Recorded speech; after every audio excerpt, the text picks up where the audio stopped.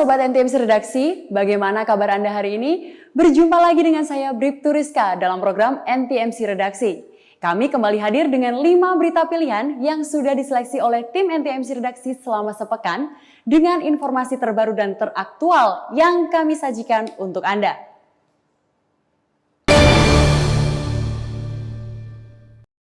Polri menggelar rapat koordinasi lintas sektoral bersama dengan sejumlah kementerian dan lembaga. Rakor ini menghasilkan 6 poin utama terkait dengan aturan pelaksanaan PPKM level 3 pada masa libur Natal dan Tahun Baru. Kepala Divisi Humas Polri Irjen Dedi Prasetyo menjelaskan terdapat 6 poin penting berdasarkan instruksi Mendagri nomor 62 tahun 2001 tentang terkait dengan pengaturan rumah ibadah yang hanya diperbolehkan maksimal 50% selama PPKM level 3. Rapat lintas sektoral ini juga memutuskan untuk melarang masyarakat menggelar event perayaan Tahun Baru. Kapasitas bioskop dan pusat perbelanjaan juga dibatasi sebesar 50% dengan jam operasional hingga pukul 12 malam. Sementara di tempat wisata lokal akan diberlakukan sistem ganjil genap bagi setiap pengunjung dan pengelola wajib menyediakan tempat scan barcode aplikasi Peduli Lindungi. Untuk mengantisipasi mobilitas warga di daerah, pemerintah meniadakan kegiatan mudik pada libur Natal dan Tahun Baru, serta melarang masyarakat berpergian jika tidak ada keperluan yang mendesak. Larangan cuti bagi pegawai, baik ASN maupun swasta selama periode libur Natal dan Tahun Baru juga diberlakukan. Mobilitas masyarakat diwajibkan untuk bisa menunjukkan surat negatif tes antigen atau PCR jika akan bepergian lewat via darat maupun laut dan udara. 6 inti yang harus betul-betul diperhatikan dalam rangka untuk mengantisipasi dan memitigasi secara maksimal lonjakan COVID-19 pada libur Nataru. Yang pertama adalah pengaturan rumah ibadah. Ya, dalam hal ini gereja. Semua diberlakukan regulasi adalah PPKM level 3. Penerapan PPKM level 3 akan dimulai tanggal 24 Desember 2021 hingga 2 Januari 2022. Di beberapa lokasi, aparat kepolisian akan menerapkan sistem ganjil genap demi mencegah mobilitas warga. Petugas di lapangan juga akan melaksanakan tes PCR dan antigen secara acak di titik-titik checkpoint untuk mendeteksi sekaligus mencegah penyebaran COVID-19. Dari Jakarta, Tim Liputan NTMC Channel.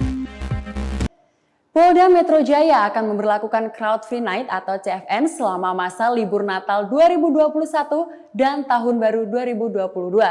Skenario CFN ini disiapkan untuk mengantisipasi kerumunan masyarakat.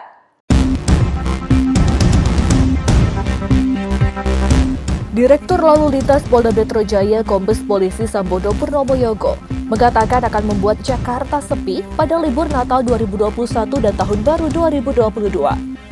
Artinya, saat Crowd Free Night berlaku, kendaraan roda 4 dan kendaraan roda 2 tidak boleh melintas di jalanan Jakarta. Untuk waktu pelaksanaannya, CFN akan dimulai pada pukul 24.00 hingga 04.00 waktu Indonesia Barat. Namun untuk malam Tahun Baru, CFN akan dimulai lebih awal, yakni sejak pukul 19.00 waktu Indonesia Barat. Crowd Free Night akan ditetapkan di sejumlah titik-titik kumpul masyarakat yang biasa dijadikan tempat perayaan. Di antaranya adalah Bundaran Hotel Indonesia, Taman Impian Jaya Ancol, Banjir Kanal Timur, Kemayoran, Kota Tua, dan kawasan Kemang. Untuk persiapan malam Natal dan Tahun Baru, rencana tetap kita akan mengadakan Crowd Free Night. Ya, kita akan buat Jakarta sepi di malam Tahun Baru, walaupun saat ini sedang PPKM level 1. Tidak hanya Sudirman Tamrin, tetapi tempat-tempat yang sering dijadikan acara perayaan pergantian tahun juga kita akan laksanakan Crowd Free Night. Polda Metro Jaya memberlakukan CFN sebagai bentuk dukungan kepada pemerintah yang akan menerapkan pemberlakuan pembatasan kegiatan masyarakat atau PPKM level 3 di seluruh Indonesia pada masa libur Nataru. Kebijakan PPKM level 3 ini akan berlaku mulai 24 Desember 2021 hingga 2 Januari 2022. Aturan ini dibuat untuk mengurangi penyebaran virus COVID-19 di Indonesia dengan mengurangi kerumunan dan mobilitas masyarakat. Dari Jakarta, Tim Liputan NTMC Channel. Petugas patroli Jalan Raya Induk 03 Korlantas Polri bersama Dinas Perhubungan Daerah Banten dan Astra Tol Tangerang Merak menggelar gerakan safety campaign menuju zero over dimensi dan overload atau odol 2022. Kampanye keselamatan ini bertujuan untuk mewujudkan keselamatan, keamanan, ketertiban, dan kelancaran lalu lintas sekaligus bersamaan dengan di-launchingnya Satgas Natal dan Tahun Baru 2021.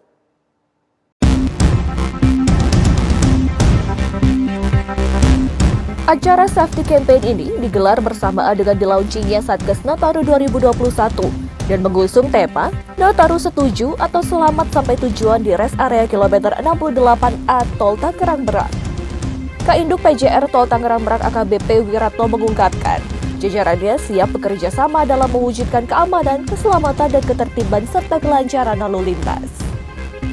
Menurutnya, pihaknya telah melaksanakan di beberapa kegiatan untuk mensosialisasikan zero odol dan zero over dimensi. PJR Induk 03 Korlantas Polri mendukung penuh zero odol 2023. Kendaraan odol diketahui memberikan dampak negatif untuk jalanan, seperti memperparah kerusakan pada badan jalan tol. Menuju Zero Odol 2023, penindakan untuk pengendara yang membawa muatan berlebih sudah mulai dilaksanakan berupa sanksi pembayaran denda. Ini masih bersifat himbauan untuk pelaksanaan penindakan. Kita secara rutin sudah melaksanakan. Ya. Namun demikian, beberapa yang sudah kita laksanakan, yang kita lakukan, itu terkait sanksi masih sebatas sanksi pembayaran denda. Wiratno berharap dengan adanya kegiatan kampanye Zero Odol ini, pada tahun 2023 nanti para pengusaha angkutan bisa merealisasikan kendaraannya yang sesuai dengan aturan pemerintah. Dari Tangerang, Tim Liputan NTMC Channel. Personil Satlantas Polres Tebing Tinggi bergotong royong menimbun jalan rusak dan berlubang di perlintasan kereta di kawasan Jalan HM Yamin, Kota Tebing Tinggi, Sumatera Utara. Perbaikan dilakukan untuk meminimalisir kemacetan dan kecelakaan lalu lintas saat arus mudik Natal dan Tahun Baru yang akan datang.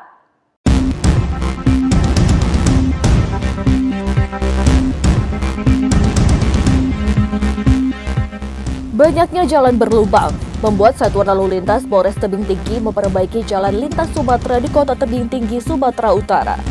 Hal ini dilakukan karena sering terjadinya kemacetan dan kecelakaan lalu lintas akibat jalan yang rusak.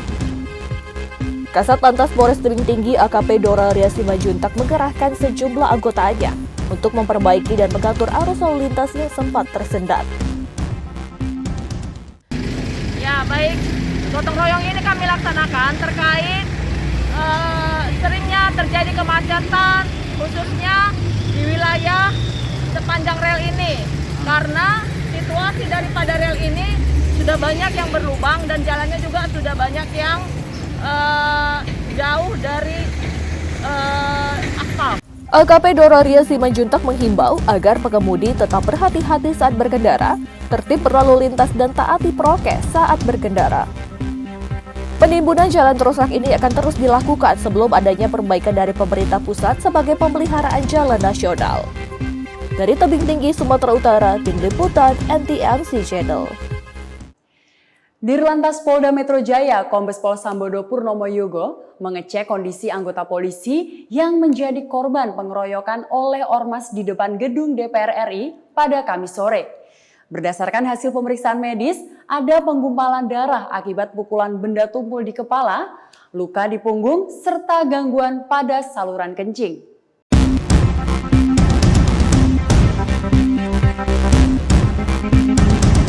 Dirlantas Polda Metro Jaya Kombes Pol Sambodo Purnomo Yogo mengatakan, AKBP Dermawan Karo Sekali yang saat ini masih menjalani perawatan di Rumah Sakit Polri Kramat Jati, Jakarta Timur. Kondisi Kabak Ops Dirlantas Polda Metro Jaya AKBP Dermawan Karo Sekali kini mulai stabil setelah menjalani perawatan sejak Kamis kemarin.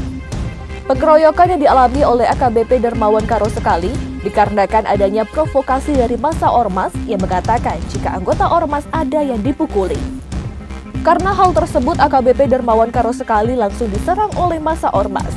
luka robek di pinggang dan punggung, serta gangguan pada saluran kencing. Kemarin setelah adanya kejadian tersebut, kemudian kita melaksanakan pemeriksaan terhadap para pengunjuk rasa dari Ormas PP tersebut. Selain ditemukan adanya beberapa senjata tajam dan para pelakunya saat ini sudah dijadikan tersangka oleh Krimum, kami melaksanakan pemeriksaan terhadap kendaraan yang digunakan oleh para pengunjuk rasa.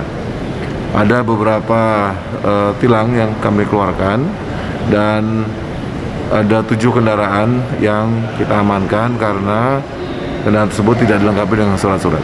Ada beberapa yang bersenjata tajam, ada yang tidak, tapi kalau ditilangnya karena memang tidak membawa surat-surat gitu.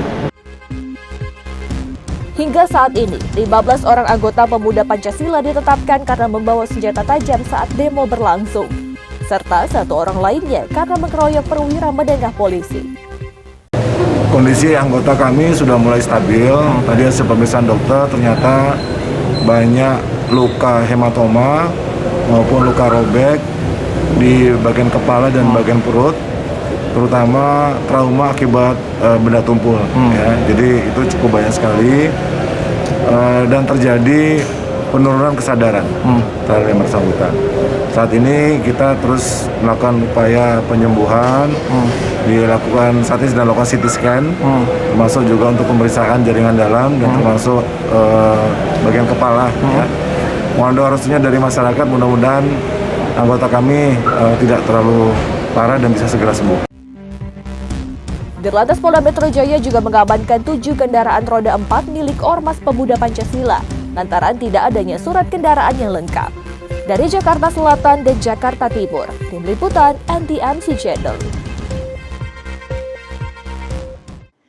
Baik pemirsa, berita tadi sekaligus menutup perjumpaan kita kali ini. Selalu simak informasi aktual dan informatif dari redaksi NTMC Channel Korlantas Polri yang kami himpun untuk Anda. Saya Bribtu Rizka pamit undur diri. Stop pelanggaran, stop kecelakaan, keselamatan untuk kemanusiaan, Indonesia tertib, dan salam presisi.